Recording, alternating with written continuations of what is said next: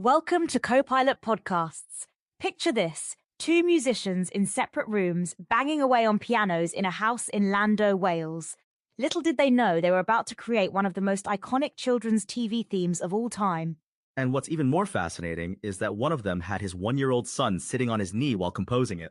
Today, we're diving into the remarkable story of Ben Heneghan and Ian Lawson before they became the musical masterminds behind Fireman Sam and Joshua Jones. Their journey is more fascinating than you might think. You know, it's interesting because their story really begins in different parts of Britain. That's right. Ben Heneghan was born in London in 1957, wasn't he? Yes, and he went on to study music at Aberystwyth University under Ian Parrott. And then he continued his studies in Cardiff with Alun Hodinot, right? Exactly.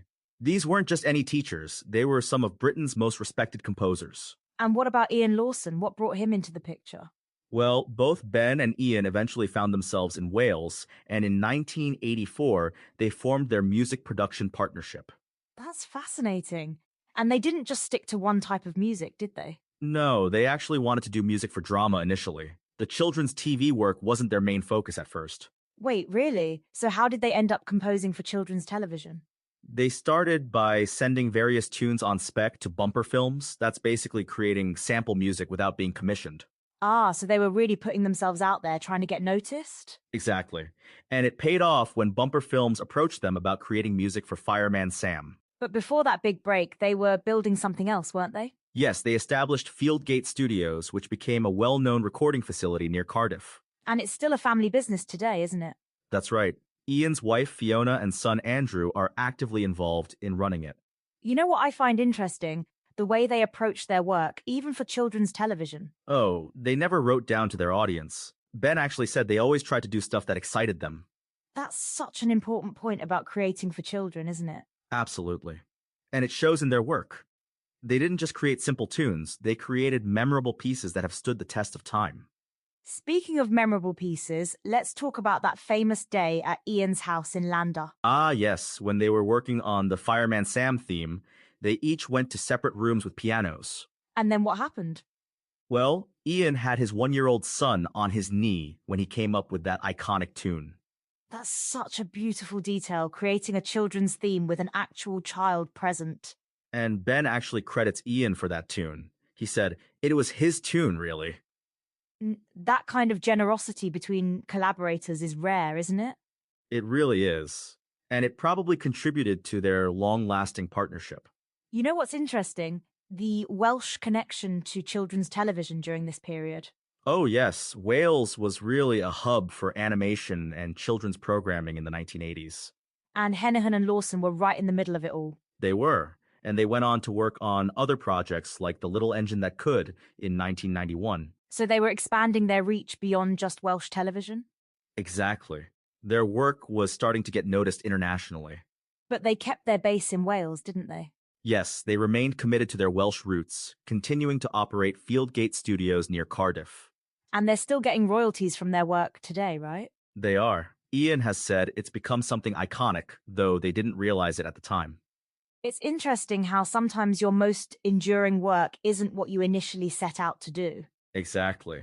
They wanted to do drama, but ended up creating some of the most memorable children's TV themes. Let's talk about their musical education for a moment. How did that influence their work? Well, Ben's training under Alun Hodinot at Cardiff was particularly significant. What made Hodinot such an important influence? He was one of Britain's most respected composers, known for his sophisticated musical style. And you can hear that sophistication in their work, can't you? Absolutely. Even in children's themes, they never compromised on musical quality. What about their early years working together? How did that partnership develop? Well, they formed their partnership in 1984, and it quickly became clear they had complementary skills. And then they established Fieldgate Studios. Yes, which became not just a recording facility, but also a music publishing business. So they were really building something sustainable for the future. Exactly. They weren't just composers, they were building a lasting musical enterprise. And it's still going strong today, isn't it? Yes, with the next generation now involved in running the business. It's really a story about building something that lasts, isn't it? Absolutely. From those early days of sending speculative tunes to creating a musical legacy. And speaking of legacy, their music has reached millions of children over the years.